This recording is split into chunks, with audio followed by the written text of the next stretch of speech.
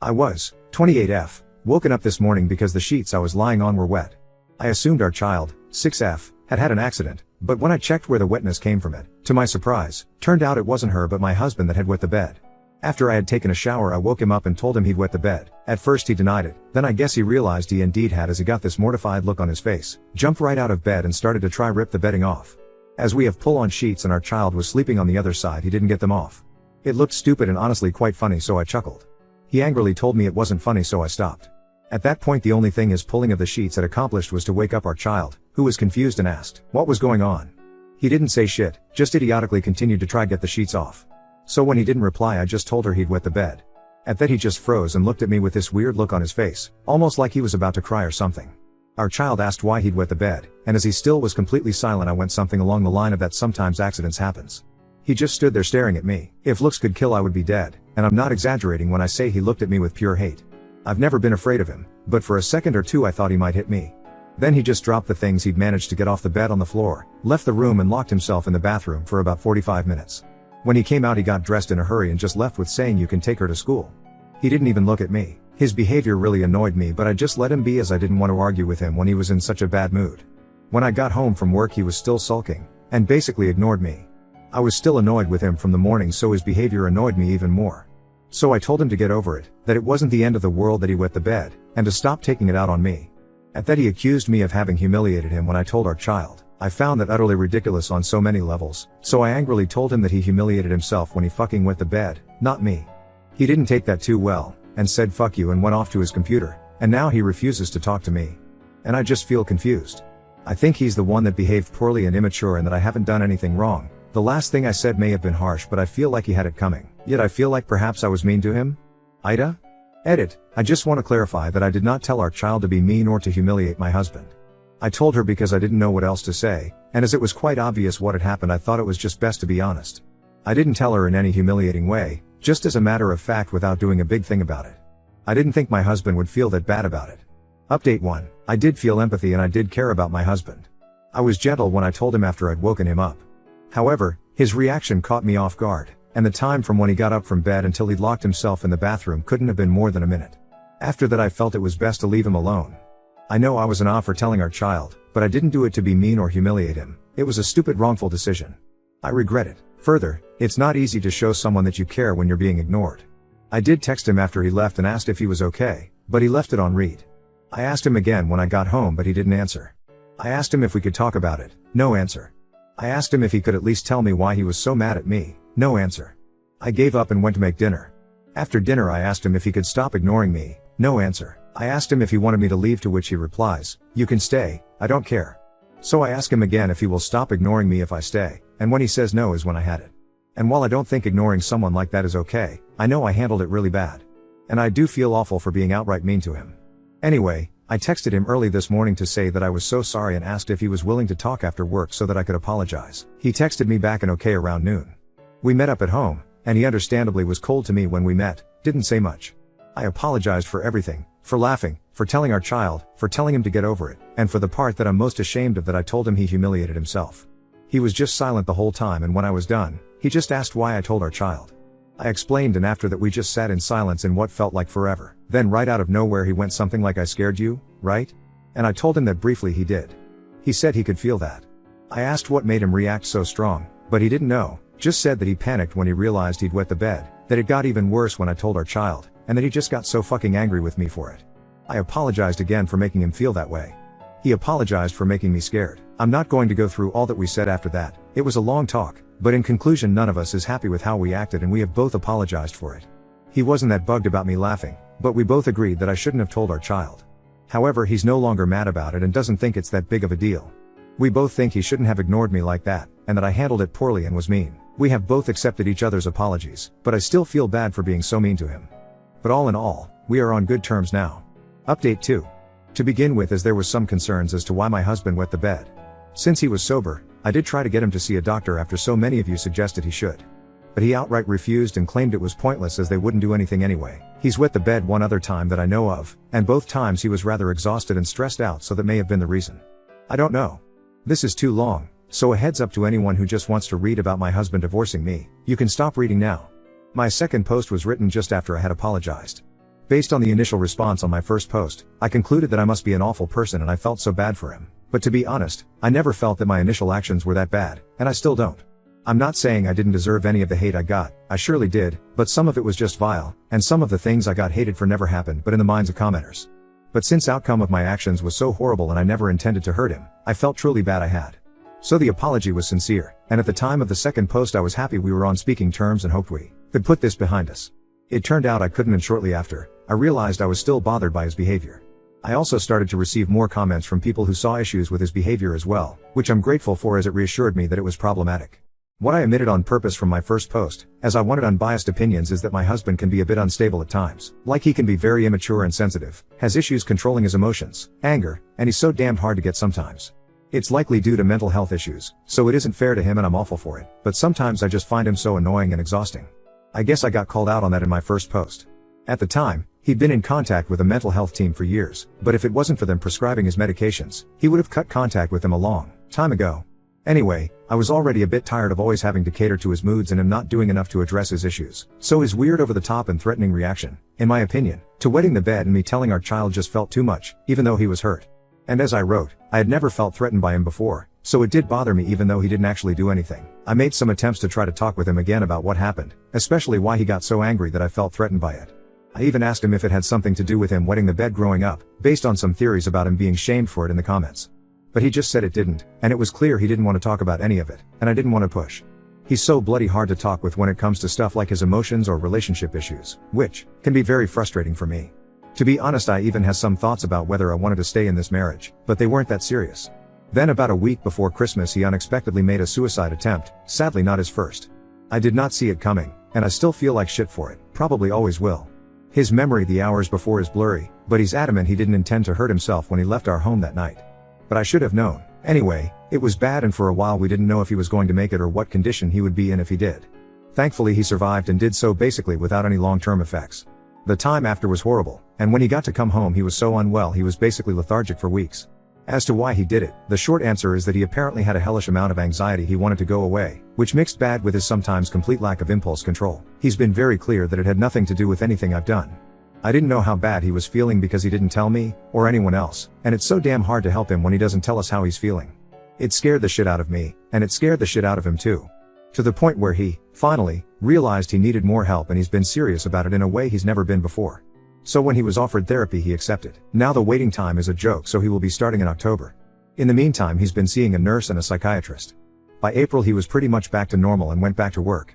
In the beginning of May we found out I was pregnant. It was definitely not planned and was a result of us fucking up when it came to birth control. Despite of all the obvious reasons why we should have terminated the pregnancy, we decided to go through with it anyway. It wasn't a decision we took lightly, but it was what we wanted. Here I can add that he was a fucking mess during my first pregnancy, and the second, apart from our 6-year-old we have a 4-year-old as well, was hard for him too. But for some reason that escapes me now, we thought it would be different this time. And it was, for a while. At 12 weeks we found out it wasn't one baby but 2 babies. I know it's awful, but I would lie if I said we were happy about it initially, but by then we were already set on having a baby, so we both wanted to go along with it. And after having digested the news, we became kind of excited about it. I'm 23 weeks pregnant now, and up until yesterday things have overall been quite good. When he got home from work, he was in a crappy mood. I thought he'd had a bad day at work, but when I asked him about it, I was served with an angry rant of how stupid we are for having the babies and that we should have aborted them. Like WTF, and when I asked why he was saying it and pointed out it wasn't a nice thing to say, he just replied, "Well, you asked and it's what I feel." I didn't want to talk with him when he was like that, so I told him we'd talk about it later. When the kids were asleep, I asked him what that was all about and where it came from. He said he didn't know in the way he says it when he doesn't want to talk about something. I tried to push a little but got nowhere, so I got a bit frustrated and told him that it wasn't fair to me to say things like that, and then refused to talk about it. He was just silent for a while, then said fuck this and went and locked himself in the bathroom. When he came out he looked sad, so I asked him if he was okay and he said he needed some air. I was like okay and added something like it's okay to be sad, you know. He didn't like that, so he very angrily told me he wasn't sad. I know I should have let him be, but I just got such a bad feeling, so I asked him to stay. He didn't like that either, so he screamed at me that he didn't want to fucking stay and slammed the door so hard it woke the kids up when he left. I couldn't do much else than tend to the children, pretend everything was fine, and hope he would return safe and sound. I was so damned worried, so when the kids were back to sleep I texted him to ask if he was okay, and then I cried. He replied almost instantly, "I'm okay. Home in 5. Sorry. Love you," which eased my worry, but I was still sad and angry. He came back shortly after. He was clearly high, so he had calmed down. He isn't addicted. When he saw I was crying, he said he was sorry. I told him I'm not okay with him treating me like that, yada, yada, yada. He said he knew and apologized again. We've had that conversation before. I realized I wasn't even angry with him anymore. Perhaps I should have been. I just asked him to please not run away like that again, and he promised he wouldn't. But he probably will. Then he was tired, so we went to bed, but I couldn't sleep. I haven't been feeling that great today, to be honest. I'm scared, disappointed, and I feel fucking stupid. My husband was in a better mood when he came home today, and he's been such a sweetheart. He even talked to me. He apologized for yesterday and told me he was disappointed in himself for how he behaved, that he's been trying so hard to behave like a normal person, his words, and that he was tired of failing all the fucking time. I know he's trying and he isn't failing all the time, so I told him to not be so hard on himself. I asked him about how he was feeling, and he admitted he wasn't feeling that well, but couldn't elaborate.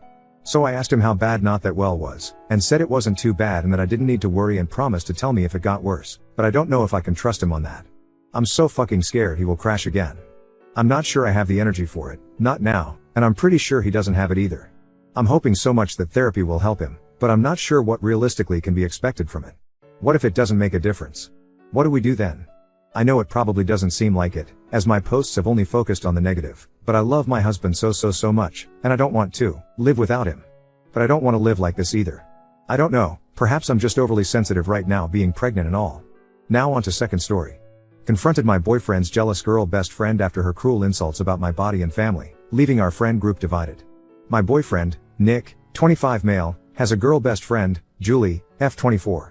Everything has been great between me and Nick. I don't even care that he has a girl best friend. A week ago, me and Nick went on a vacation with our friend group, that includes Julie.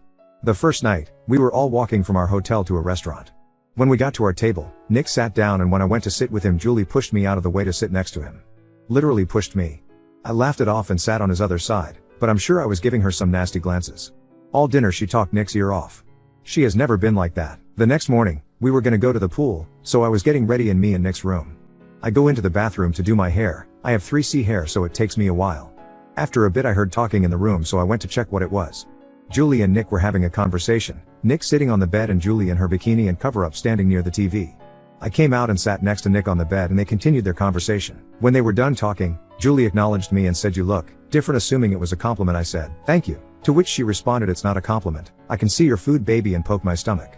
I grew up in the modeling world. I am still a model to this day, but growing up in such a toxic environment, I had an eating disorder. I was anorexic, and it still affects me to this day. I awkwardly smiled and went back to the bathroom to finish my hair. I cried in the bathroom, and I guess after Julie went downstairs to get a drink, Nick came in the bathroom and asked me why I was crying. I told him that it was nothing, but I wouldn't be going to the pool with the group and that he should just go without me. He protested at first, but eventually went. Later that day, we were going to get some dinner and then go to a club. I wore a sorta tight, black dress. No cleavage out. It was about 6 inches above my knee, so not an extremely revealing outfit. Me and Nick ran a little late to dinner, so we get there when everyone is already sat down. We walk to the 2 empty seats and Julie blurts out, probably loud enough for the whole island to hear, "Wow, Nikki, didn't know you were okay with your girlfriend being a slut." This time I said something and asked her what she meant, and she said, "I just don't see why you always have to flaunt your body. Like no one cares that you got a barrel, so you could be a better prostitute, like mother like daughter." I guess everyone went silent, and she began to awkward laugh, I guess trying to play it off as a joke. My mother was a Venezuelan immigrant and single mom, supporting me and my older brother. To support us, yes, she did prostitution and put me into modeling, my brother into acting. She is not ashamed, and neither am I. I have never had any plastic surgery or been paid for any sexual acts. Nick immediately started yelling at her, and as did 2 of our female friends. She apologized, and her boyfriend, Caleb, said that she must just be drunk. I said it was fine and that we should just enjoy our night. Julie and Caleb didn't end up going to the club with us because she was too drunk by the end of dinner, and the night was great. The next morning we were going to breakfast together. Me and Nick were the last ones to get there again, so everyone was already seated, except Julie and another girl I'm not close to in our group. I didn't think much of it and went to the bathroom. In there I heard them talking shit about me. About my weight. I weigh 98 pounds and am 5 feet, my personality, and just downright calling me ugly. I flipped out on them and told Julie just to fight me already and stormed back to my room. All of my friends are mad at me, except Nick. I feel like she deserved it. Update 1. Why didn't you beat her up? I am in law school with aspirations to become a judge/politician. I don't need an assault charge on my record. Keep reading. Why didn't Nick defend you from the start? Like I said, Julie had never been like this. I don't think he was prepared that he would ever have to make this choice. She must want him if you said this. You were right. Keep reading. She must have lied to your friends, correct? You guys guessed this one too. Now for the update. I took everyone's comments to heart and tried to read them all. Me and Nick did not spend any time with the group today and really just had a day to ourselves. I brought up many of your points and he told me he would lose her for me. Apparently last night when Nick walked Caleb and Julie back to their room, Julie confessed her love for Nick in front of Caleb. The guys awkwardly laughed it off and that was it. Nick is totally open to losing their friendship because he plans on marrying me.